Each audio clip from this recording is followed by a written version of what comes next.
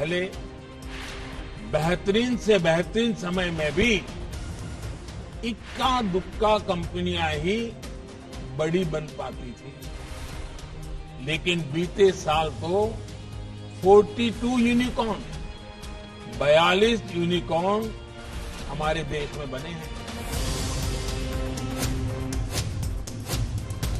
पहला national startup day मनाए जाने के तुरंत बाद ही यूनिकॉर्न के मामले में कंसल्टेंसी फर्म PwC इंडिया की एक रिपोर्ट ने इस सेक्टर का हौसला बढ़ाने का काम किया है।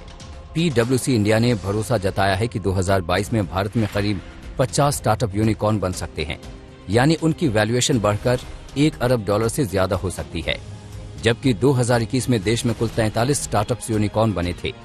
इस रिपोर्ट में अनुमान जाहिर किया गया है कि 2022 में यूनिकॉर्न की कुल संख्या 100 से ज्यादा हो सकती है।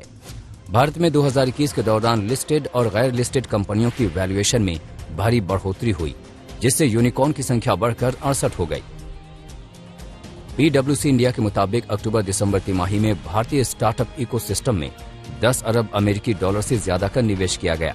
ऐसे में स्टार्टअप सेक्टर को इस सिलसिले में जारी रहने की उम्मीद है। साथ ही जिस तरह से सरकार इस मामले में आगे बढ़कर कोशिश कर रही है, उससे तो स्टार्टअप्स बेहद उत्साहित हैं।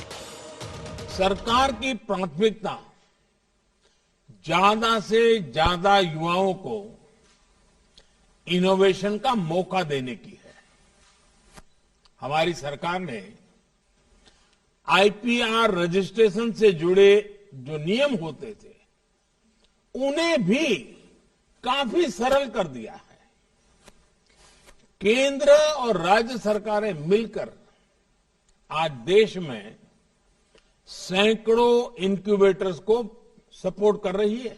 साल 2016 में भारत में स्टार्टअप कल्चर की शुरुआत हुई थी और आज भारत दुनिया का तीसरा सबसे बड़ा स्टार्टअप उद्योग है, जहां 50,000 से भी अधिक मात्रा में स्टार्टअप्स चल रहे हैं, जिनमें से अहम भूमिका निभाते हैं हमारे AI और टेक्नोलॉजी स्टार्टअप्स। और केवल टेक्नोलॉजी स्टार्टअप्स की अगर बात करें तो भारत में 2 से 3 नए टेक्नोलॉजी स्टार्टअप्स हर रोज शुरू किए जाते हैं।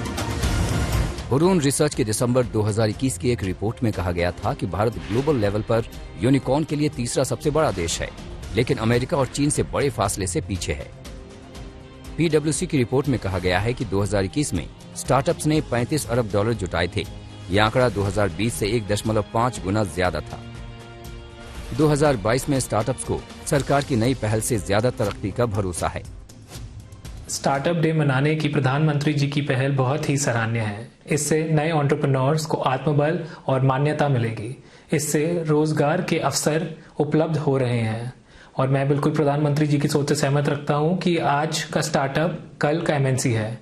आजकल के बदलते माहौल में ऑनलाइन शिक्षा का महत्व बदल गया है। जरूरत है हर इंसान, हर देशवासी स्टार्टअप्स को सक्सेस करने के लिए अपना सपोर्ट करे। और फाइनली, यदि स्टार्टअप्स की मुहिम ऐसे लोगों के हाथ में दी जाए जिन्होंने अपने जीवन में स्टार्टअप्स इंडिया में सक्सेसफुली ऑपरेट करे हैं, मेरा ऐसा मानना है अपना देश एक अलग ही प्रगति की राह पे चलने को तैयार है। अब देखना यही है कि कैसे स्टार्टअप्स बजट में मिलने वाली संभावित बूस्टर डोज से उत्साहित होकर इस साल क्या नए रिकॉर्ड कायम करते हैं। आज तक ब्यूरो।